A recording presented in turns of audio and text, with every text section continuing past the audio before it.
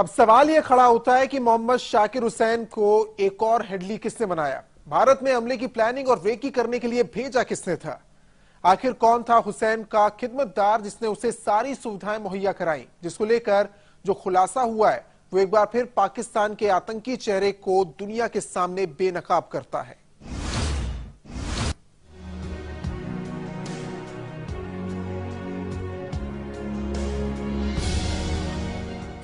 श्रीलंका से जुड़े साजिश के तार, पाकिस्तान हाई कमीशन का साथ, भारत में हमले की रची साजिश, साजिश का पर्दाफाश, सारे चेहरे हुए बेनकाब।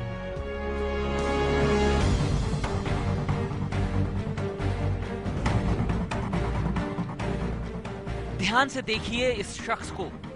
चेहरे से शालीन और सौम्य नजर आने वाले इस शख्स का नाम है आमिर जुबैर सिद्दीकी, जो कोलंबो में पाकिस्तान के हाई कमीशन में तैनात है। इसकी पकड़ और पहुंच कहां तक है, इस तस्वीर से पता चल जाएगा। कोलंबो में पाकिस्तान हाई कमीशन में तैनात आमिर जुबैर सिद्दीकी पाकिस्तान के प्रधानमंत्री नवाज शरीफ के साथ खड़ा है। खुफिया अधिकारियों के सामने भारत में टारगेट की रेकी करने वाले मोहम्मद शाकिर हुसैन ने जो कबूल किया है, उसके मुताबिक आमिर जुबैर सिद्दीकी के साथ पाक हाई कमीशन के एक और डिप्लोमेट शाह ने भी हमले की साजिश रचने में मदद की थी। पाकिस्तान का जो हाई कमिश्नर है श्रीलंका में, वो एक रिटायर्ड मेजर जनरल साहब है। मैं उनको जानता हूँ, मेरे पास काफ़ी ट्रैक टू के अंदर हमारी मुलाकात होती रहती है। दूसरा वो एक्स ISI का और एक जो उनका स्ट्रेटेजिक प्लान्स हुए, जो उनका न्यूक्लियर वाला डिपार्टमेंट है, उनका आदमी है। तो इसलिए अगर उसको श्रीलंका भेजा गया, और ये पहला आदमी नहीं है, उससे पहले जो एक और शख्स थे एयरफोर्स के थे, ये आर्मी का, वो एयरफोर्स के थे, वो भी इसी तरह से सिक्योरिटी बैकग्राउंड के थे।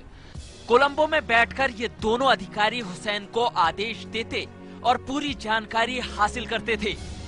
आमिर जुबैर सिद्दीकी का दूसरा नाम मामा उर्फ रवि भी है। हुसैन के मुताबिक, मैं सबसे पहले 2013 में आमिर सिद्दीकी से मिला। आमिर ने मुझे एक दूसरे अधिकारी शाह से मिलाया और मुझे आमिर ने US कंसुलेट्स की फोटोग्राफी के लिए 25,000 रुपए दिए। जब मैंने US कंसुलेट्स की पिक्चर भेज दी तो मुझे फिर 1 लाख रुपए और दिए गए। आमिर ने कहा कि इन रुपयों से वो चेन्नई के नेवल बेस, विशाखापट्टनम के नेवल बेस और दूसरे अहम ठिकानों की जासूसी करें। आमिर ने मुझसे कहा कि नेवी के कुछ अधिकारियों को हनी ट्रैप करूं, जिससे नेवी के बारे में अहम जानकारियां जुटाई जा सके। मेरे पास मॉरिशस, फिलीपींस, श्रीलंका और दूसरे कई देशों के फोन नंबर से फोन आते थे। कभी कभी मेरे पास हाई कमीशन में तैनात रक्षा सलाहकार कर्नल शहरयार के फोन भी आते थे, जो मुझसे आतंकी हमले की जानकारी मांगते थे। हुसैन ने खुफिया अधिकारियों के सामने जो राज खोले वो हैरान कर देने वाले हैं। विश्वास नहीं होता कि अब ISI के साथ पाकिस्तान के डिप्लोमेट्स ने भी भारत में हमले की साजिश रचनी शुरू कर दी है। हुसैन ने आगे जिन बातों का खुलासा किया है, उससे साफ होता है कि श्रीलंका की जमीन को खुलकर भारत के खिलाफ इस्तेमाल किया जा रहा है। मुझे और इशरत खान को चेन्नई के US कंसुलेट्स और इजराइल ठिकानों पर हमले की जिम्मेदारी दी गई। जब मैंने US कंसुलेट्स की पिक्चर आमिर जुबैर के ईमेल ID पर भेजी तो बदले में मुझे कोलंबो में काम करने वाला पाकिस्तान का अधिकारी आमिर जुबैर सिद्दीकी आखिर है कौन?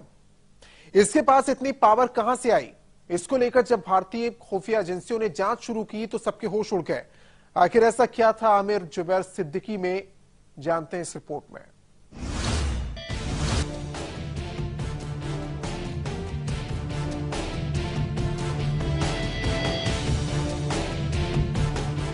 हुसैन से कई हैरत अंगेज जानकारी मिलने के बाद भारत ने जब जांच आगे बढ़ाई तो कोलंबो के पाक हाई कमीशन में तैनात अधिकारी आमिर जुबैर सिद्दीकी के बारे में कई ऐसे जानकारियां मिली जो परेशान करने वाली थी। इस शख्स की जड़ें पाकिस्तान में इतनी गहरी हैं कि उसे खोद कर निकालने में सालों लग जाते हैं। आमिर हाई कमीशन में वीजा अधिकारी के तौर पर तैनात था, लेकिन इसका असल रूप कुछ और ही था। काफ़ी लोग तो वहाँ पे भेजे हुए हैं कि भारत के खिलाफ जो कार्रवाई करते हैं खुफिया, उसको ऑर्गेनाइज करें। तो और ऑफिसर लेवल पे भी ये जो पाकिस्तान का जो डिप्लोमेट था, सुना है जो वीज़ा सेक्शन में काउंसलर था, तो ये जो पोस्ट है इसमें तो आदमी चुनना, आदमियों को मोटिवेट करना और भारत के खिलाफ भेजना काफी आसान हो जाता है। आमिर जुबैर पहले पाकिस्तान की सेना में तैनात था। पाकिस्तानी सेना के बाद इसका ट्रांसफर ISI में कर दिया गया। भारत के खिलाफ श्रीलंका बेस का इस्तेमाल करने की जिम्मेदारी आमिर को दी गई। 2012 में आमिर की तैनाती कोलंबो में पाकिस्तान की हाई कमीशन में हुई। 2012 में तमिलनाडु की पुलिस ने तंजौर में एक ISI एजेंट को पकड़ा। एजेंट से मिली जानकारी के बाद आमिर की पोल खुल गई और पाकिस्तान ने तुरंत उसे वापस बुला लिया। कुछ महीने के बाद एक बार फिर से आमिर की तैनाती वीजा अधिकारी के तौर पर कोलंबो में हुई। अप्रैल 2014 में तमिलनाडु पुलिस ने मोहम्मद शाकिर हुसैन को गिरफ्तार किया। उससे मिली जानकारी से भारत को आमिर जुबैर सिद्दीकी के खिलाफ कई अहम सबूत हाथ लगे। भारत सरकार ने फैसला किया कि वो NIA के जरिए श्रीलंका सरकार को पाक हाई कमीशन के खिलाफ कई अहम सबूत देगा। इससे पहले कि भारत श्रीलंका को सबूत देता, पाकिस्तान ने अपने इस अधिकारी को वापस बुला लिया।